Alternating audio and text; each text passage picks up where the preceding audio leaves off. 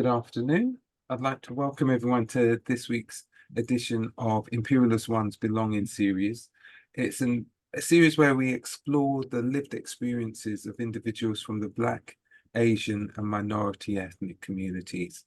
People who are brave enough or who are willing to share their experiences of how they gain their sense of identity and sense of belonging. I say this every week, and I'm unapologetic in saying that every week I say I've got an excellent guest, and every week I've been proved right. So this week, our guest is going to be Dr. Priscilla Day Walsh, sorry. And she is the Next Generation Fellow at the Centre for Tropoblast Research, working in the Department of Obstetrician and Gynecology at the University of Cambridge. Priscilla, I just want to say a big thank you. Thank you very much. Our guest this week. And I'm going to kick off by asking the question, can you tell me what it is or what it was that gave you your sense of identity and sense of belonging as you were growing up? Yeah, so I think for me is growing up in an environment where I was first, so my religion was very different compared to other people around the area that I was living in. And actually that made me feel like, because although I'm a little bit different, I believe in something that other people also don't believe in. Actually, that made me feel as an individual, but also when I go to school, it made me feel like part of that group because I could still play with other people and enjoy playing with other people and belonging to other groups as well. So what about what was it that your family instilled in you to give you that sense of, you know what, I'm okay with who I am? Yeah.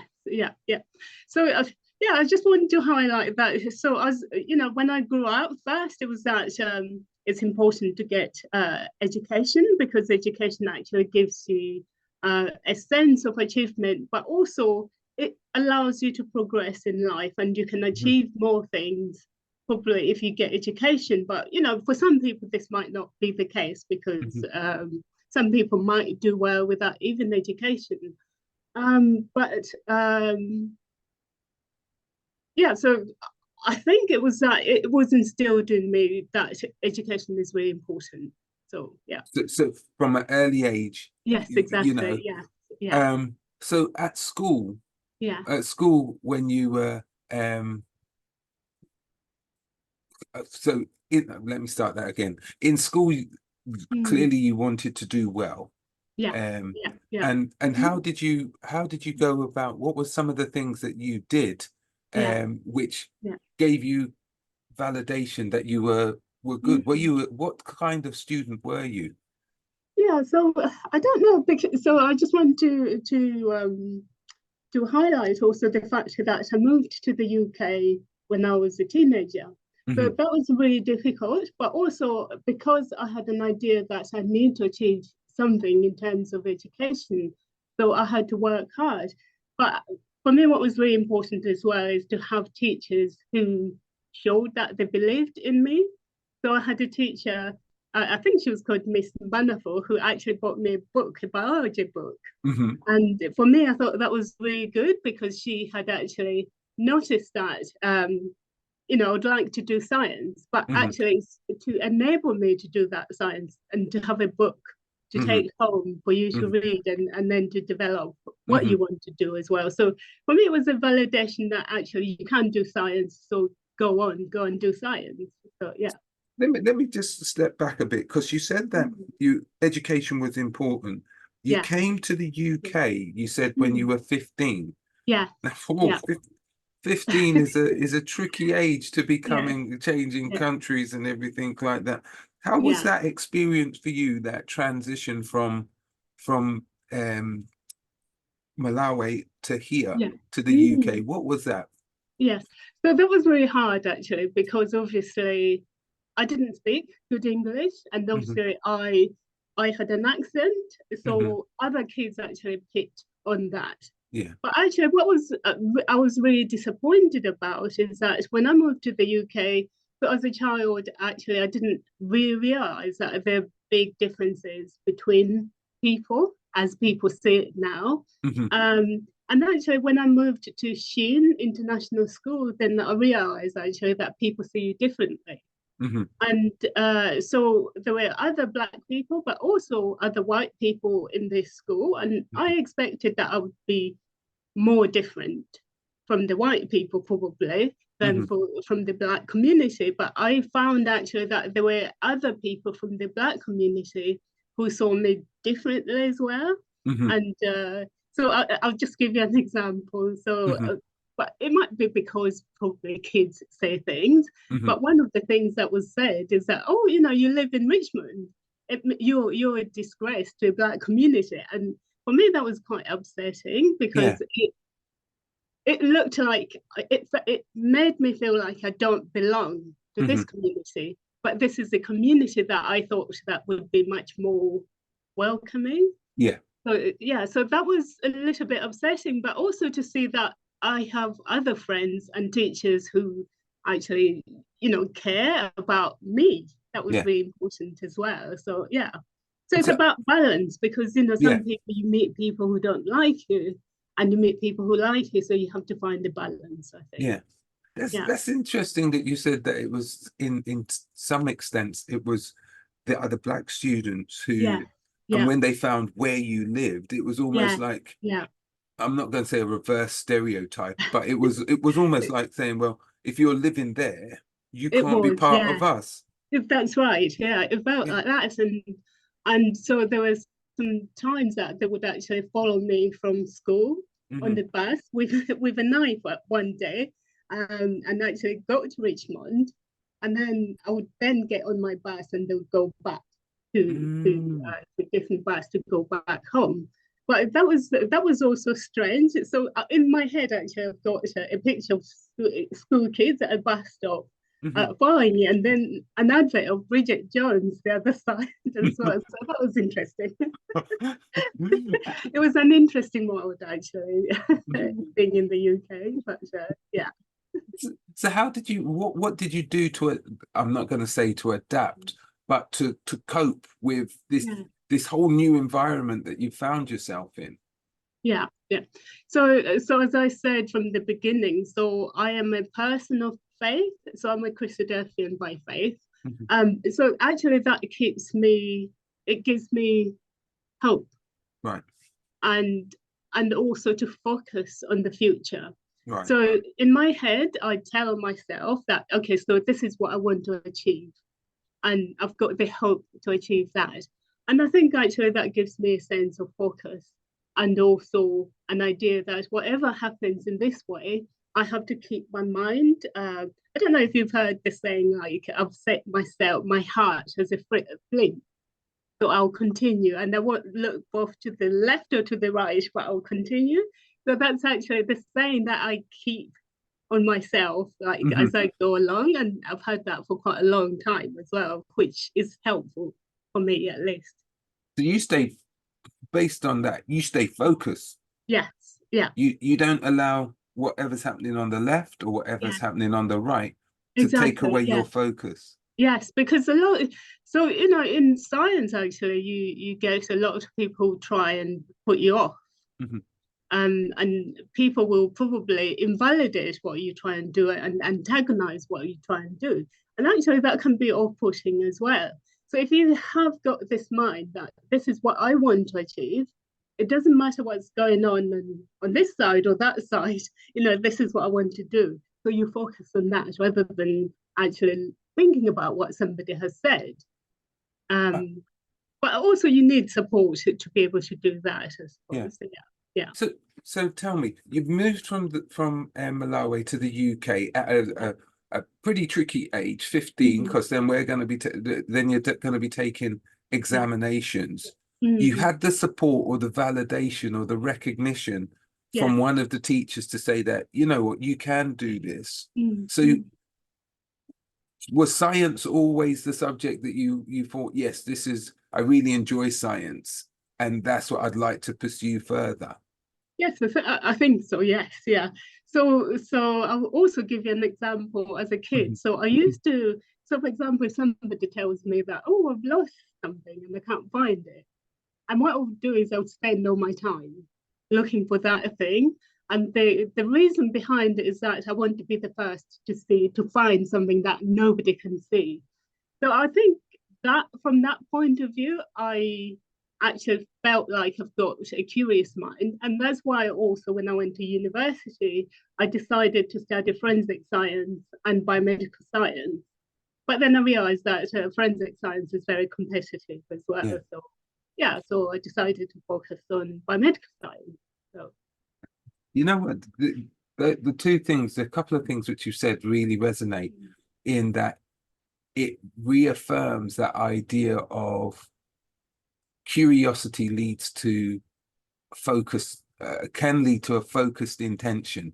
yeah, yeah, yeah, yeah. Because what you Yeah, said about yeah. your curiosity kept you looking, but your Yes. focus made sure that you weren't distracted. Yes, so you just continue, Yeah. yeah, yeah, Yeah. yeah, yeah. I Yeah. mean, sometimes it's hard because if you continue, so a lot of people say like, just give up, don't, you're wasting time. But So you weren't giving up though. So that's another trait that you've said, yeah, right? yeah, I So think it's good to develop resilience as well, mhm, and yeah, mhm. to not give up. So you mentioned about the fact that you went to university, and that university you did forensic science and biomedical science. Yes, yeah. Why those two subjects? What was it that appealed to you? And did you have any encouragement? Did you have anyone else in your family or friends who had done forensic science or biomedical? Yes, so from that point of view, I think so. I went to Isha for secondary school, and I Mhm, had a teacher. I think she was called Arusha. I can't remember her surname, mhm, but actually she taught forensic science. And when mhm, she was teaching it, she taught it with passion, actually. And I thought, I would like to do that, and that would be exciting. So I remember going to church and somebody saying, "So, what are you going to do at university?" So I said, "Oh, I'm going to do forensic science." So she went back home and she came back and she also bought me a book. It was Kathy Reichs. mhm, So she's a anthropologist from the US mhm. who talks about forensic science and so on. So that got me hooked. And that really also pushed me to want to go and do forensic science at university. So yeah, Okay, so you got in, you're doing your forensic science. yeah, So again, it's that curiosity, it's finding what somebody else hasn't been able to yeah, find. exactly. Yeah, Yeah, that information. So I can yeah, understand yeah, that focus again. yeah. So what was your university experience like? How was that? Did you gain a sense of identity and belonging at university? Yes, so I went to Anglia Ruskin University, which is in Hmm. Cambridge, Hmm. and actually I enjoyed being at university Hmm. because I thought that Anglia Ruskin University had a good balance of diversity, Hmm. and I can remember at some point in my first year I had friends from different places, different Hmm. countries, so Kuwait, Ghana, Zimbabwe, the UK and Germany, and I Hmm. thought we were really good friends, and I Hmm. thought that was really good, you Hmm. know. And from that, actually, I had a sense of belonging and I felt good. But at the same time, also, I met some teachers who were so discouraging, lecturers who were discouraging. So that was a little bit, that was upsetting, I think, as well. So, So you within your yeah. friendship group, Mm-hmm. it Yeah. was a diverse friendship group, Yeah. but you felt that, Exactly. Yeah. we're all here, Yeah. we all belong together. But That's on the right. Yeah. course, Yeah. Mm-hmm. Yes. there Yeah. were elements. Can you give us an example of how some of the tutors made you Yeah. Yeah. feel?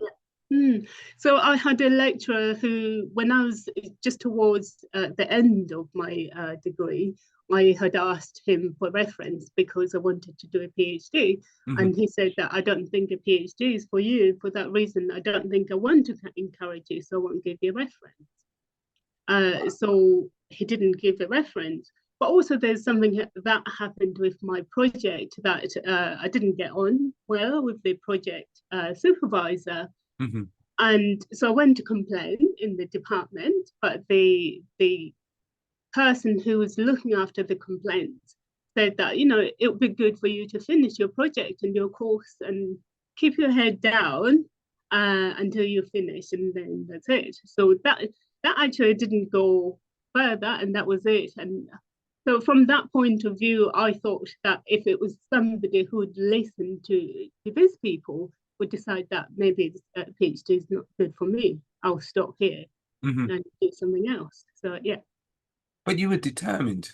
Again, Yeah, it's this yeah, thing about the focus. yeah, You yeah, were focused. You wanted to do what was it about doing a PhD that appealed to you? Because it's not for everyone. So what was it that yeah, appealed yeah. to you about doing this PhD?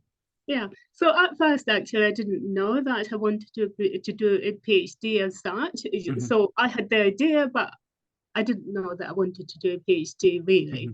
Hmm. So, but somebody again from my church said, you know, what do you want to do? And I said, I want to work in the lab. So they said, oh, you know, come and meet me in the morning. I'll take Hmm. you to Cambridge University Hmm. and I'll introduce you to my boss who should let you work in the lab, or at least give you some experience. Hmm. So that's what I did. And she took me to the lab where I worked with Liz Muir and also Roger Keynes. Roger Keynes is somehow related to Charles Darwin, so that was exciting as well to be, you Yeah. know, to be working with these people. So Yeah. yeah. But also then from there, I realized that I wanted to do a PhD. So yeah. So I'm just thinking about what you've just said there in terms Mm. of the fact that actually the people on the course who should have known your Yeah. skills and capability, Yeah. the lecturers and Yeah. your project Yeah. Yeah. supervisors, Yeah. who should have been opening the doors for you to Yeah. to fulfill your potential. That's Mm. not actually where you got your opportunity Really, from. no. Not really, no, because Because go on, yeah, sorry. They were closing doors in that's on you. right. Yes. Yeah. Yeah. Yeah. Yeah. Yeah, so they're not only closing doors, but also trying to make sure that you don't, as a person, think that you can do it, Yeah. you know? So, yeah. But it wasn't then, but it was Mm. through your connection, through your faith, through your church, Yes, that's right. Yeah, yeah. yeah, who had Yeah, seen you in a different, yeah. but they were encouraging you, Yes, yeah, yeah. and it's So, from there that you got so what happened when you got into this lab at the University of Cambridge? so I got in the lab at the University of Cambridge. So I remember there was a technician who was Claire who taught me quite a lot actually. So obviously they knew that I haven't done a lot of lab work, so they took me through everything and they taught me quite a lot.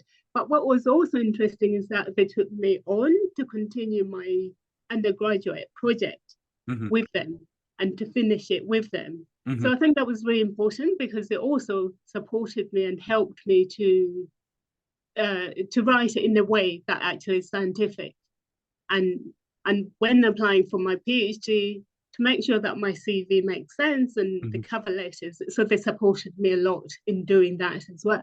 And the fact that it's a Cambridge University lecturer or professor who's helping you, or postdoc, actually that validates you as well.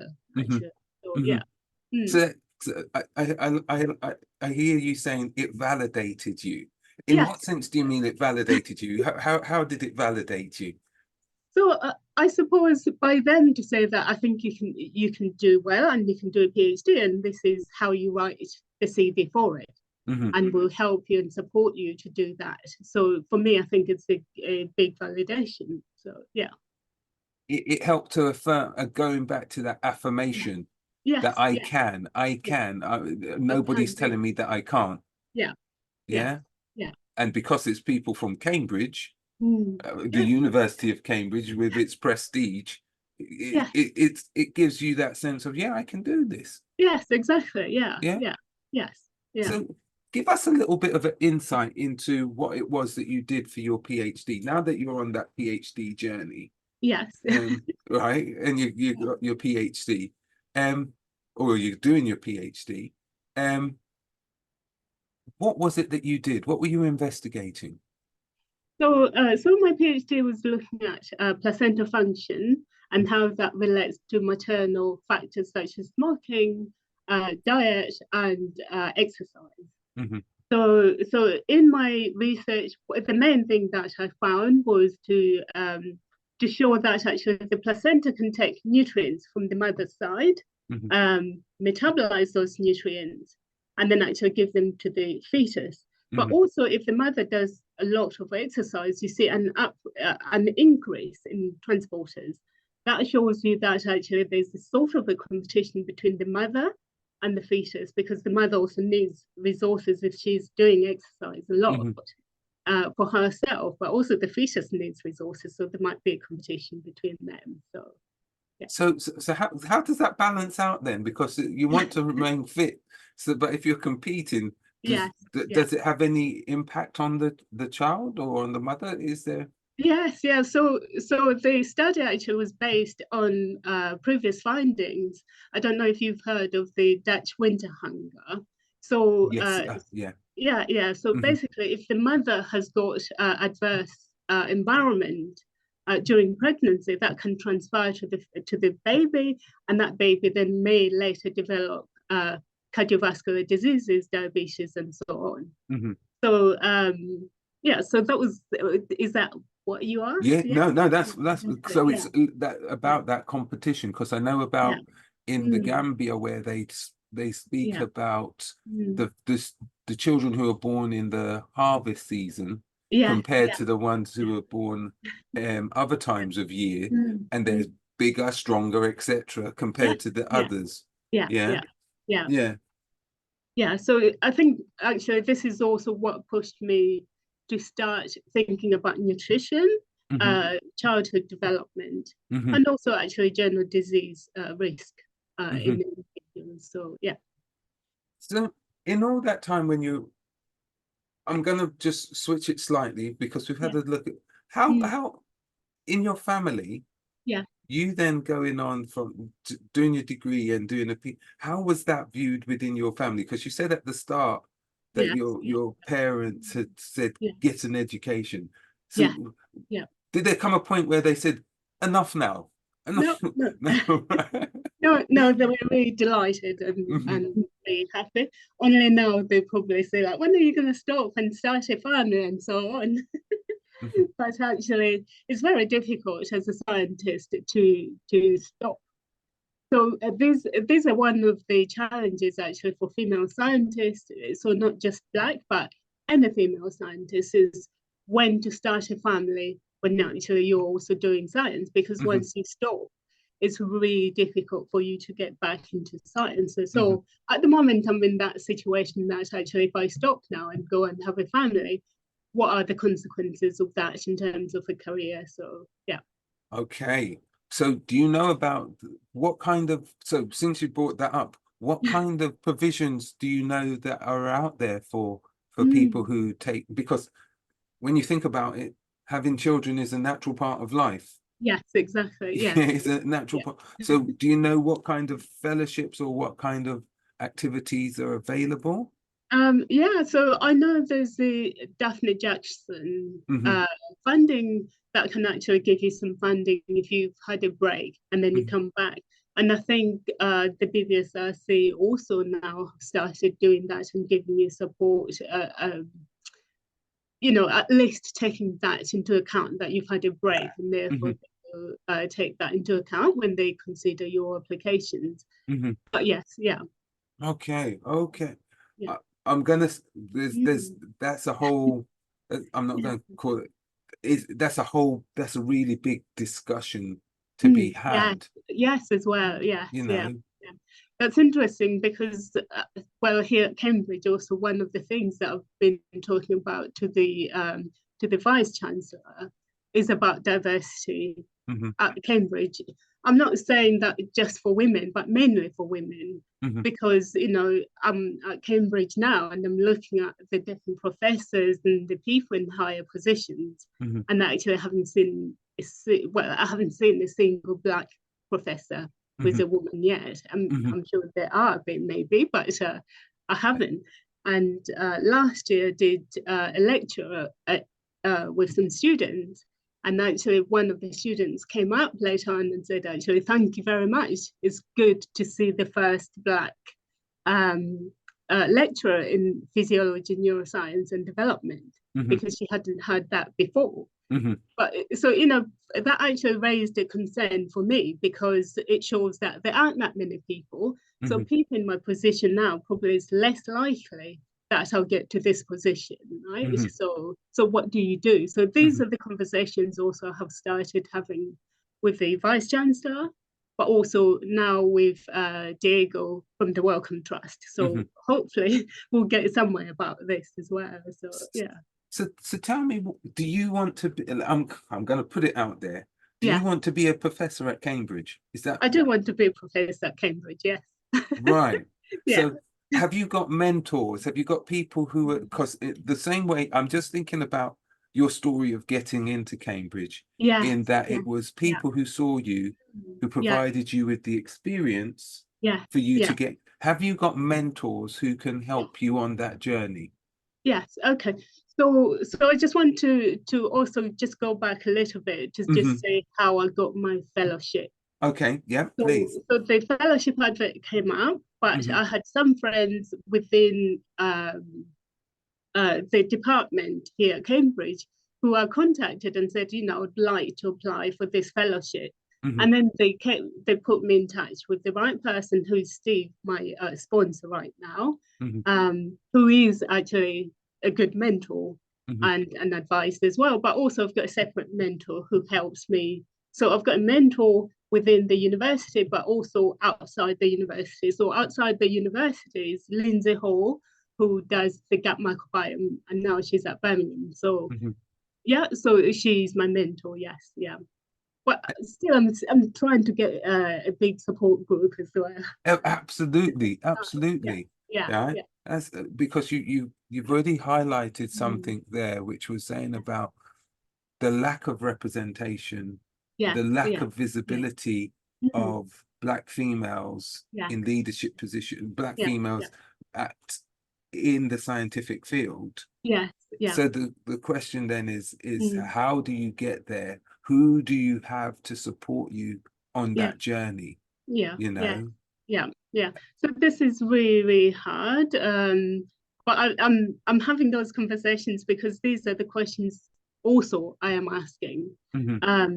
So I'm talking to different people to see how do I do this to make sure that I can get into this position. Because another thing that I see is really important about representation is certain diseases that affect people from minority groups. And if you don't have scientists in those groups being represented, those diseases lag behind in terms of development, in terms of treatments and so on. So at the moment in our department, what we're doing is highlighting, I don't know if you've heard about fibroids, which affect people from Afro-Caribbean backgrounds quite a lot. But what actually is becoming clear as well is that, because it's a taboo subject, people don't talk about it. And also women feel like they're not being listened to. Right? So this is one of the things that we are trying to actually at least highlight and whether we can develop an awareness and funding for research for this type of diseases. So so you're in the stuff which you're trying to do and trying to uncover, it's about greater representation as well as helping to keep your career on trajectory for you to become a professor. Do you know how many Black female professors there are in the UK? I've heard that there are about 5. Bit more. Science professors, I'm not sure if there's many as many as but for science professors, I think they're probably about 10. Right, okay, really, For Black female professors overall, I think the last report I heard was about 61. Oh, 61. What, in the UK? Okay, right. Okay. But when you think about the number of professors that there are, Yeah, 61 is it's not it's that. Yes, it's not that, exactly. yeah, Yeah, it's not. it's not that Yeah, many, you no, know. no. So uh, yeah, yeah. and if you think for Cambridge, probably not. Yeah. Okay. If it's one across the UK, Yeah, I'm not even yeah, sure if there's one at Cambridge. yeah, yeah, Yeah, yeah, yeah, yeah. So yeah. so I'm looking for you to be the first. I'm looking for you to push through. All Would right. be interesting. Right. Well, Yeah, in yeah, whatever way we can work to yeah, make that yeah, yeah. happen, that's That would what be I think amazing. we Yeah, should be aiming for. yes, yeah, Yeah, yeah. But how do we do that? Because for me, it's about funding as well, yeah, and it's restructuring funding to make sure that actually the strategy also makes sure that you can keep Black female scientists yeah, to carry on in research, but also to get into those positions. yeah. You know, I understand that science is really important, the science Hmm. is important, but actually also, you know, while I'm doing good science, I also need support to be able to secure that funding to go Yeah, ahead and become a professor. So how yeah. is the funding structured? Is it structured in a way that actually it's easier for me? Or Hmm. actually I can get it. It doesn't have to be easy, but can I get it? You know?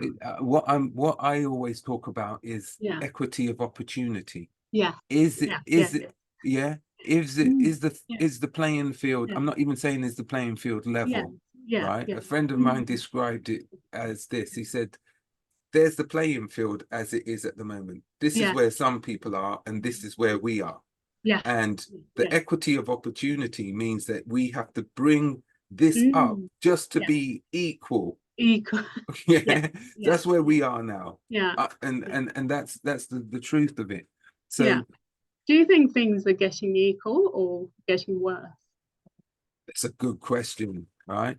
What I would probably say is that Mm, there are opportunities which are being made available, because I know the Royal Society yeah. has Yeah. a Yeah. fund for um, people of African heritage, Black African Yeah. heritage, Yeah. Yeah. right, Mhm. to gain a fellowship. Yeah. Yeah. Um, Mm, and I'm not going to say fast track, but give them the yeah. funds for a 5 year period of time so that they can establish themselves, Mm, etc. mm, mm, Those mm. things weren't around 3 years ago. Yeah. Yeah. Yeah. So Yeah. that there has been improvement, Yeah. but Yeah. I Yeah. still feel that there needs to be more done, Yeah. because actually it has to be a wraparound support system. It Yeah. has to be Yeah. Yeah. it has Mm, to be the funding, yeah. but it also needs to be the mentorship and Mm, the necessary training. And you can then have that opportunity to flourish and develop, as you well. know? Yes. Yeah. Yeah. Yeah.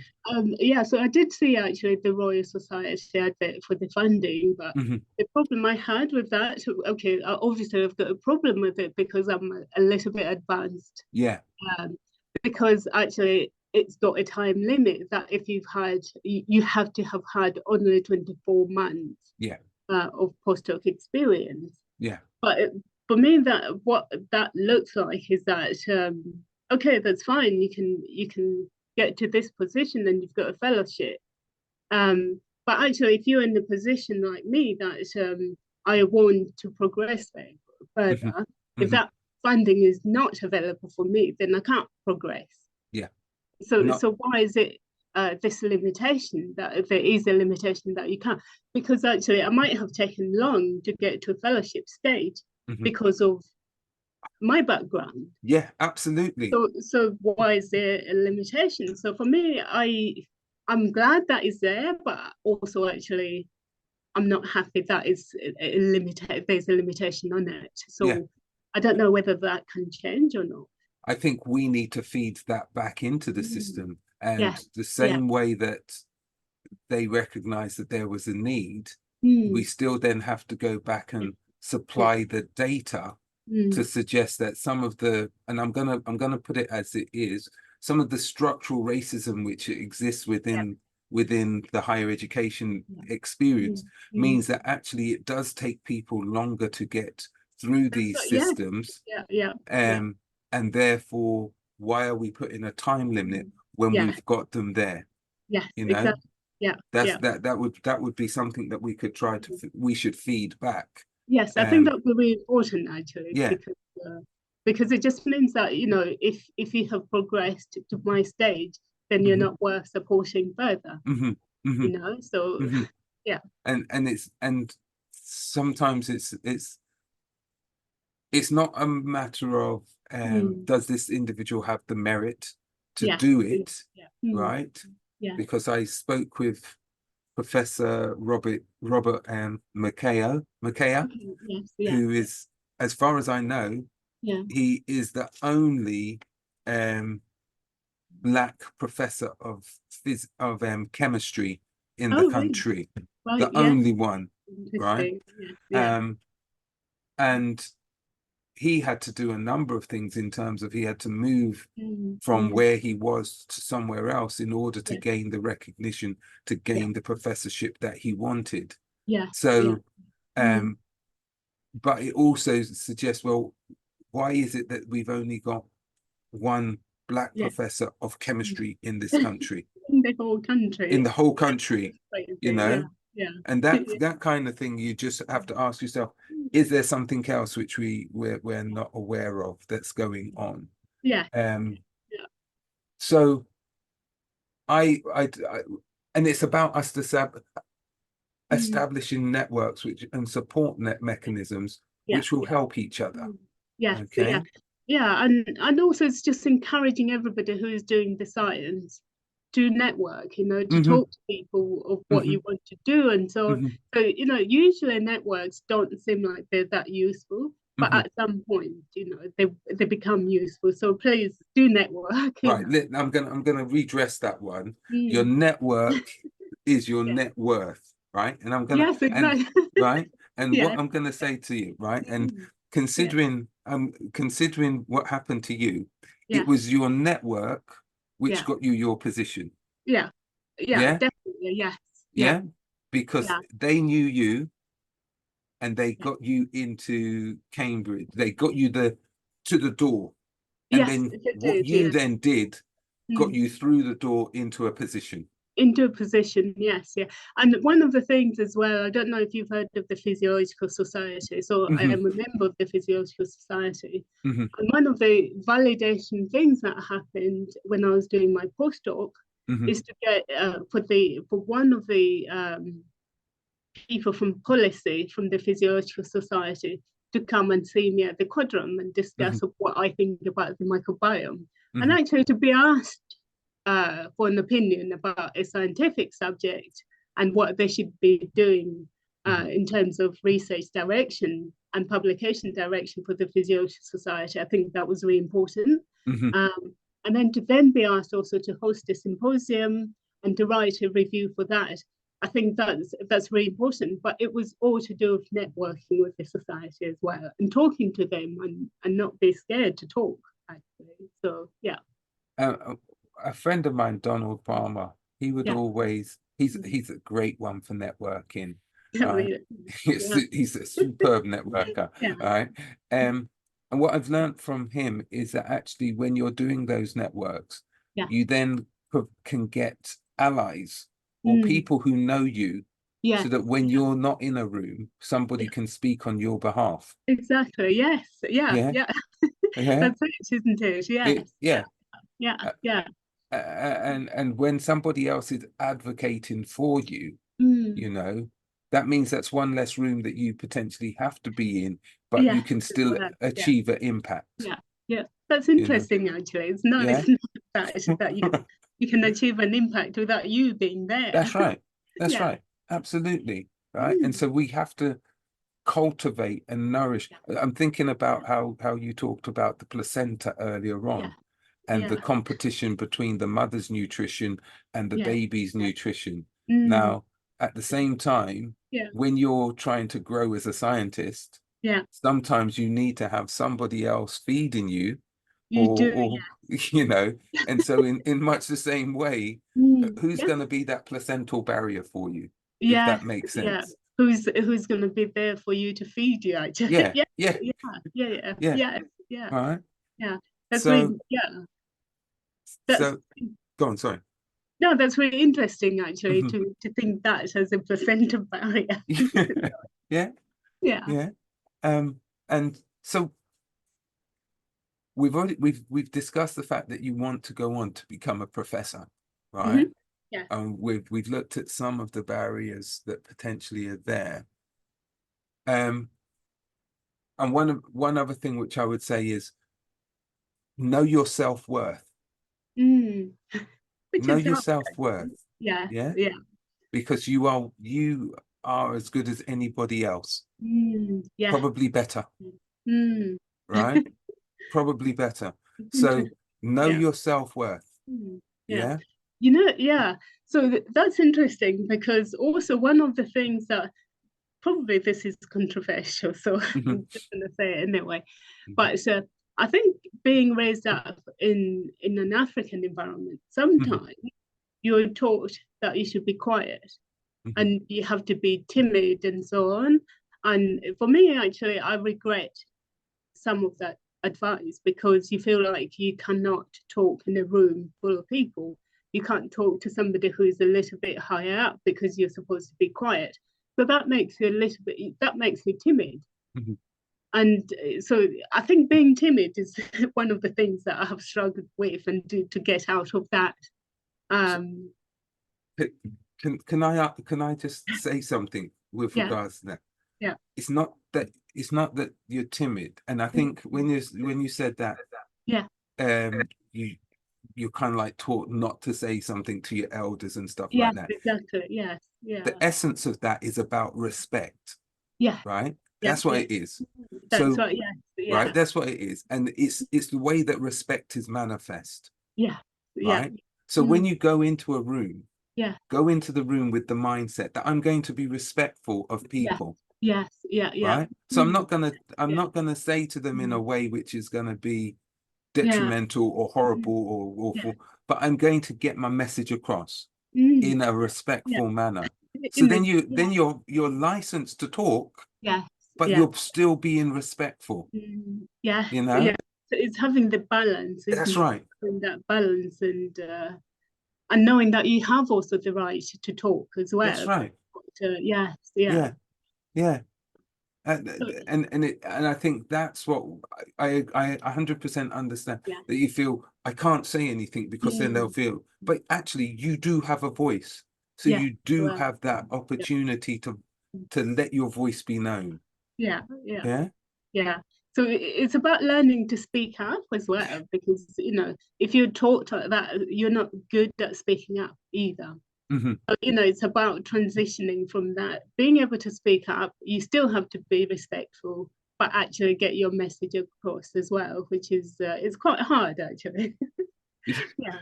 Yeah, absolutely. If you're not used to it, it can be Mm. very hard. Yeah. Yeah. Um, but I see you doing good things. No, I see you doing Yes. good Yeah. things, right? Mm. Yeah. Um, I think what we do need to do, and this isn't just at Imperial and Oxford and Cambridge and whatever, we Yeah. do have to have a network Yeah. of Yeah. of Yeah. of of black scientists. I think it would be important. It's important. I mean, you've already started it, I suppose. So Yeah, yeah, yeah. yeah, yeah, Where we can know that we can talk to each other. yeah, We've got yeah. forums, because there's a forum which I think would be really useful for you to join, which Okay. is the forum of black female academics. Okay. Yeah. Yeah, Yeah. Yeah. because they have their discussions and they have their forums, and it's a place where you can see other black female Amazing. Yes. academics. Yeah. Yeah, and there Mm. was Yeah. there was a piece which was written by Nicola Rollock, Okay. um, Yeah. Yeah. and Mm. she looked at the time, Yeah. which was about 4 years ago. Yeah. She had gone through and she had found at the Yeah. time there was about 35 Mm. black female professors, Okay. and she went and she interviewed them, and in that Okay. interview Yes. in Yes. the interview she then um analyzed the data, and it was Mm. things which they were saying that they had to potentially sacrifice in Yeah. order to get to where to Yeah. get to the professorship, Yeah. and Mm. ask the question, well, was it worth it? Is it worth it? Mm. And that piece about representation and things like that, Yeah. Yeah. it is to Mm. some extent it's worth this, but it depends on how. And I suppose the thing which I'm trying to say, Yeah. we shouldn't have to be sacrificing Mm. who we are in Yeah. order to fit Yeah. into Mm. somebody else's idea of what excellence is. Yes. That's Yeah. my personal opinion. But Yeah. actually, it almost like it's a normal thing to do, right? You have to change and you have to adapt. You But feel like you have to do that. Yeah. that's how we're made to feel, because we're Yeah. constantly Yeah. in a minority. Yes. Yeah. Yeah. Yeah. Yeah. All right. And yeah. So I don't know. I want you to leave. I want you to leave on a high, to know that you do Yeah. belong in these spaces. Yes. Yeah. Yeah. Yeah. I Be- mean, yeah. I mean, for me, it is really nice because so I don't know if so I also work for Homerton College. So it's a Mhm. college at Cambridge. And one of the principals, have you heard of Simon Woolley? I know Simon. Yeah, I've heard of Oh, Simon you Woolley. do? Yeah, Yes, yeah, yeah, yeah, yeah, yeah. yeah. So for me, actually, when I go to Homerton, it almost feels like at home because Hmm. he's there Hmm. and he's got a way of talking to you like you belong. That's right. That's right. So for me, actually, I hadn't felt this until I went to Homerton because Hmm. it was a very scary place to go. For the first time I went for dinner, it was really difficult. But I mean, there were people also who made me feel welcome and so on. Hmm. But actually, for Simon, also for himself to be welcoming and to make you feel like you should feel you're at home Hmm. in this place. Hmm. That was really important Hmm. as well. So Yeah. yeah, so I do look up to him a lot Yeah. as well as Absolutely. yeah, Absolutely. My, yeah. I don't. Mm. I'm going to have to try and get Simon on here. Oh, you Lord, should. I should say Lord. Lord Yes, Lord Simon Simon Woody. Woolley. Yes, yes. You've got personal connection. I don't have that. Oh, So it's yes, Lord Simon Woody. yes. I should call him Lord It's Simon as well, actually, to other people. But right. yes, yeah. But But yeah. so I've got a question. You don't have to Mhm. answer it, but just Yeah. if it isn't in place, try and get it in place. Is Mhm. there a network for Black scientists at or Black academics at Cambridge? And you, Yes, there is. So uh, I was talking to Felix. So I can't pronounce his name, but he's a fellow at modeling, mhm, but also he's a research scientist mhm. here at Cambridge, but also in London. I think he's at King's College, Okay. London. So I think he established this network. I Mhm, haven't been to it because, yeah, mhm. What I'm yeah. going to say is Mm. sometimes when you're in terms of, there's a book called The Incredible Power of Staff Networks, Okay, yeah. right? I'm throwing everything at you today, but The Incredible Power of Staff Networks is an Yeah. important piece in Mm. terms of understanding what power you possess Right, as a yeah. staff network. Mm. And also the other thing is Yeah, when you have so few, potentially so few individuals of color in an environment, actually you do need to yeah, have that yeah. somewhere else where you can connect with them. And if You everybody's have to always in get, isolation, you can yes, yeah, forget. yeah. Do you see what I mean? So Yeah. I always Mhm. advocate that Yeah. idea that you can work together to You can work together and yeah, and yeah, be yeah. a support Mm. mechanism for each other, you know. I think that that's really quite important as well. Yeah, Right. yeah. I think you're well, my internet connection, yeah, I can hear you now. I can Okay, see. I think I dropped Can you off. hear me or not? Yes, I can. Can you hear me? Right. Yes, Is I it can hear you now. Yes, yeah, okay? Okay. yeah. But I No, think, yeah, I think having a support network and knowing who is doing what within the university is really important. yeah, absolutely. So if I Yeah. would join and go along, think our internet's going a little bit, but if I was you, I'd join Oh, and go along. I'm not sure. Hello?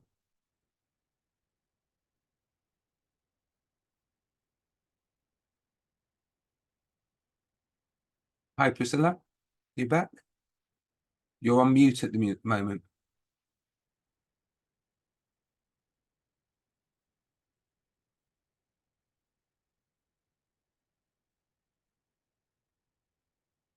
yeah. Okay. I'm back on now. Yes, yeah, Yeah. yeah, All right. yeah. But you were saying that it's good to join, and yeah. Yeah. If you can, it's good to join just to meet Mm. others. Yes, as Um, well. Yes, yeah. yeah, yeah. And be a support mechanism for each other. Mm. Yeah. Um, and also connect outwards as well.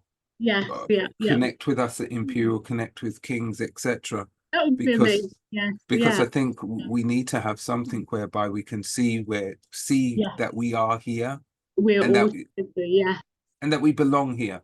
yes, as well. Yeah, yeah. Mm. Yeah. Yeah, yeah, yeah.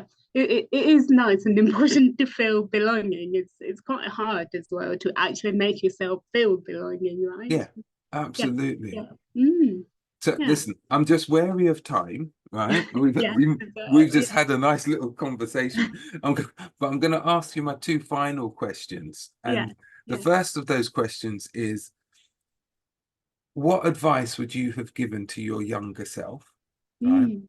And then the Yeah. second part of the question is, what would your younger self look at you now and say, wow, Yeah, yeah. right? Okay.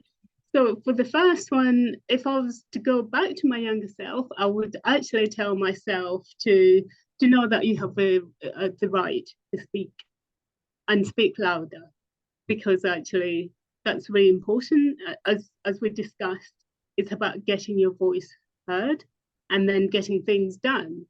And yeah, so I would say that's to my younger self, I think. Mhm, mhm. Yeah, yeah. And what would your younger self look at you now and say, wow? Yes. Well, first is that I am at Cambridge University. Mhm, You know, it's one of those that I probably thought I would never achieve it, because usually you go to Cambridge University and you get associated with the colleges when you're an undergrad or you're mhm, studying. So mhm, after my PhD, I thought actually maybe that ship has sailed for me. mhm, So for me, to think that I am at Cambridge University and I can go to the college and associate with people like Simon Woolley and all other lords and sirs, I think to me I'd go, wow, because never in my whole life would I actually have imagined that I'd have been on that table with the different sirs and lords and so on, having dinner together. So mhm. that's what I would say to myself, I think. So, yeah. I'm gonna just add to that, right? Yeah. You own that place. You've Yes. earned that place. You're there for a reason. So Yes. Yeah. don't ever feel intimidated. Don't ever Yeah. feel, that I shouldn't. You are there for a reason. All Mm. right. Thank you.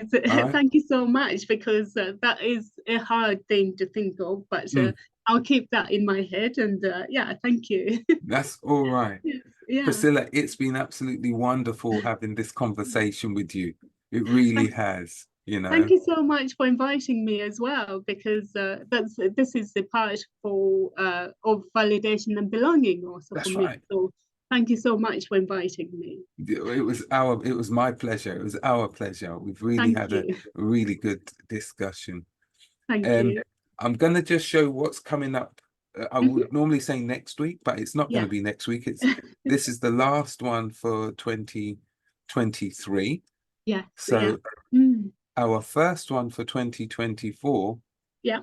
will be with Professor Samuel Agu Mensah, Yes. Yeah. and he is a professor in the Department of Geography and Resource Development at the University of Ghana. But he's Okay. also Wow. provost visiting professor at Imperial College Yeah. Mhm. on looking at population health. And so on Ah. Okay. Yeah. the Okay. 12th of January, Yeah. we will be having that conversation with him. And okay, and that's online as well. That's going to Yeah. be online, same place. Yeah, All that's right. amazing. Thank you All so right. much. Yeah, All I'll right. I'll make sure I join. Thank you. Fantastic. Yes. Okay. Can I just Just ask a bit off screen, but give me one more minute and then I'll come back to you. Just I'll 1 minute. do that All right. later. All right. And then, sorry. Oopsie. If you have missed any of the other belonging episodes, then please Yeah. go to the YouTube channel, which is Okay. tinyurl.com Mhm. /belonging -IAO. And as I say, this is this is the first 100. I've got almost the second 100 of Yeah. interviews of Wow. individuals who have shared their stories. Yeah, that's Um, fantastic. Yeah. and as we go into the new year, Hmm. what I would say is just think about what it is that helps you to gain your sense of identity and your sense of belonging, because Yeah. I think it's really important, especially around this time of year where everybody's celebrating. Let's remember what it is that's helped us to be where we are and where Yes. to Yeah. what Mm. we are and where we are right now. Yes. So Yeah. Yeah. Mm. until next week or until the new year, have a good festive break, and I will see you very, very soon.